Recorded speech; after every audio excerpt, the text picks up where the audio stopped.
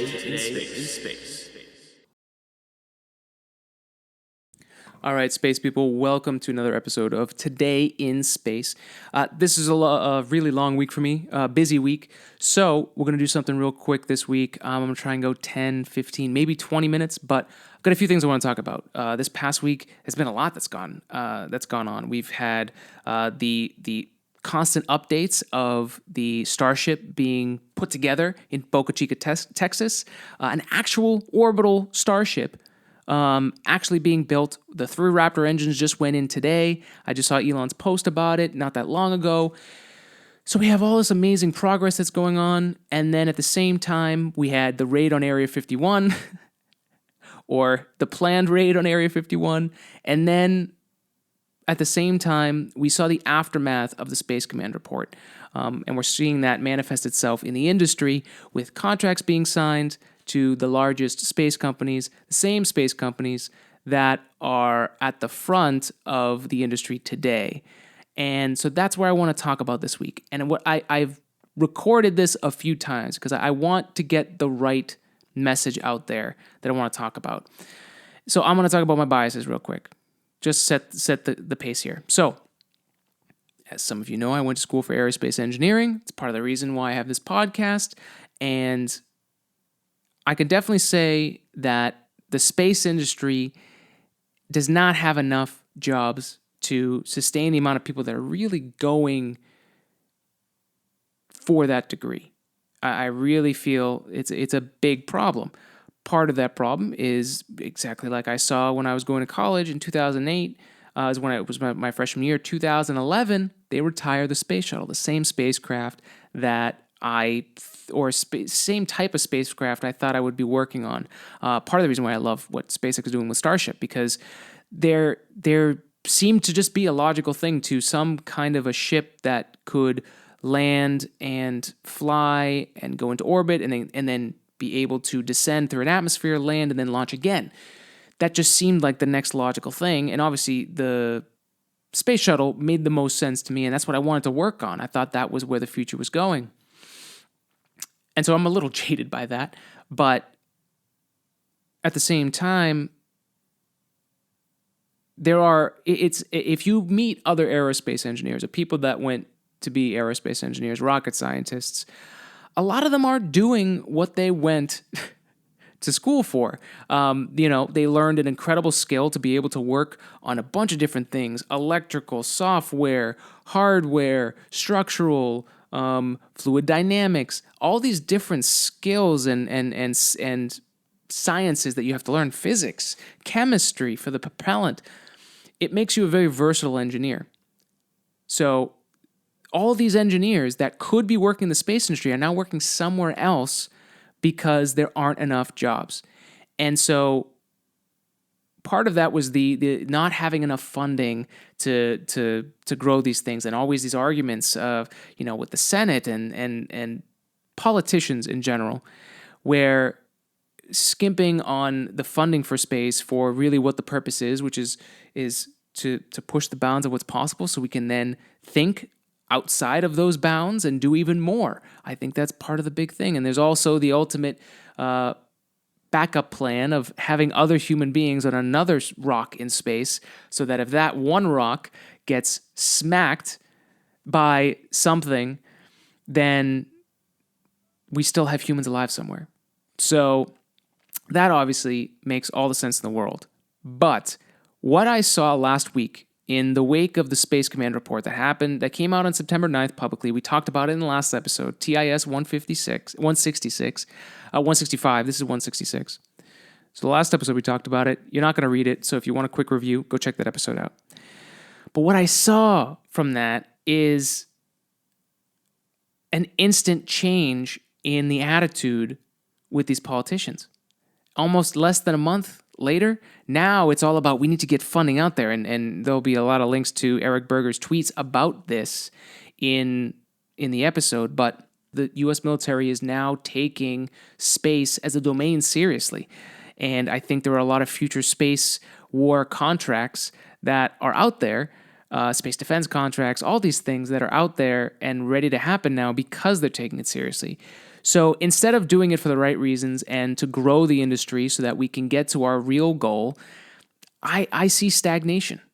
There's no reason for us to do that, especially in a world where, in comparison, right, the same amount of money that was spent with those big companies, Boeing, Lockheed Martin, 10, 15 years of development without having something that's actually flying a mission, that's actually putting humans back into space, and with the same amount of money or less, and at a much reduced cost, we have SpaceX doing stuff like testing the water tower called Starhopper, which was a prototype.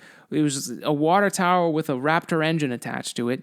It went 50 meters up in the air. It went 150 meters into the air, did those successfully. And now, a month later, maybe, they have a fully operational, an almost fully assembled Starship, which should be completed, I would guess, by the time Elon Musk talks this Saturday, September 28th, to give us an update on Starship and where everything is there. So we'll talk about that more next week. So we'll get you caught up on what that presentation, what Elon says about where Starship is in its progress. So we'll give you updates on that. But yeah, so a little bummed out seeing that, it's business as usual, that, it is just politics. It's, now there's money. Now you guys are going to push for this. It is what it is. So I spent my time last week going into Bob Lazar and going into the Area 51 stuff and diving more into aliens and really, really not just turning a blind eye to the topic and being like, hey, let's talk about this. I do really wish there were aliens. I do want to find, ultimately, expand the universe and find other life. Yeah, I'm down. But also part of me wants to try and be logical. I mean, that's part of, when I stated a few episodes back, we were talking about aliens, and I was saying, my concept is really that it could just be a matter of when they exist, and when we're looking out into space and we're taking telescope images, and even when we're looking around, we're seeing old light reach us. Like even the light from the sun, it takes from a ray of light to get from the sun to your eyes, to Earth, right? So you're seeing old light all the time. And even more so, you're looking back into time when you're looking into the universe. When you're taking a telescope picture, when you're viewing something with a telescope, you are absorbing the light. You're pulling it into this cone so that you can focus it and see it. And that light is as old as it took for that light to get to you. So the further away it is, the older that light is. So there's the conundrum of, if we're looking at some place and it's hundreds of millions of light years away, although I don't even know if we could see that far, but let's just say it, what we're seeing may not even be what's happening there. It won't be what's happening there right now. So let's say we're able to instantly transport to the other side of the universe, to this place that's super far away. What we saw and what we see there in that instant are completely different things. So there could be life there at the other end on that planet that we're observing, but we are not seeing it right now. So we're only seeing of where it is by the time that light got to us. So we could be looking at a place that could have already had aliens live there, a whole civilization gone and passed. And there's also the scenario that we're looking at it and it hasn't even happened yet. So, and this is even on microbial life. So it's it's just a fascinating topic to think about when you're looking out. And I do believe that's a big factor. But when you hear the Bob Lazar story, it just throws you completely to think that this guy who's a scientist, right? He's and you hear people talk about Bob Lazar and you get one thing, and then you actually see Bob Lazar talk and you see him in his life in both the Joe Rogan Experience and you see him a little bit more in depth in the documentary. But he's just a scientist, man. He's just a guy who made rocket cars and got involved in the government and decided to say something. And it's crazy. And it just makes you think about what's possible.